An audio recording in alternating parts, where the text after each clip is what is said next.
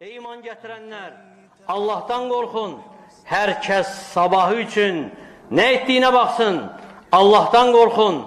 Hakikaten Allah Teala ne ettiklerinizden haberdardır. Allah'ı unudan, buna göre de Allah'ın onları özlerine unutturduqları kəslərin, Allah'ın onları özlerine unutturduqları kəslər kimi olmayın. Onlar fasiqlərdir. Cəhənnəm əhli ilə cənnət əhli eyni ola bilməz. Cənnət əhli uğur qazananlardır. Ona görə ey Allah'ın qulları, düşünün Allah'ın kəlamını, hansı ki oxuyursunuz gecə gündüz. Düşün ey Allah'ın ayələrini dərk etməyə çalışaq.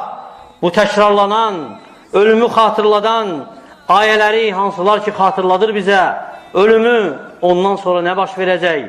Onu həmçinin dünyanı, onun necə aşağı olmasını, heç bir dəyərinin olmamasını, həmçinin necə surətlə tükənməsini, eləcə də qırılıb yox olmasını, o ayələr ki bizi rəğbətləndirir ahirət həyatına və uzaqlaşdırır dünya həyatına uymaqdan, onun bərbəcəyinə uymaqdan.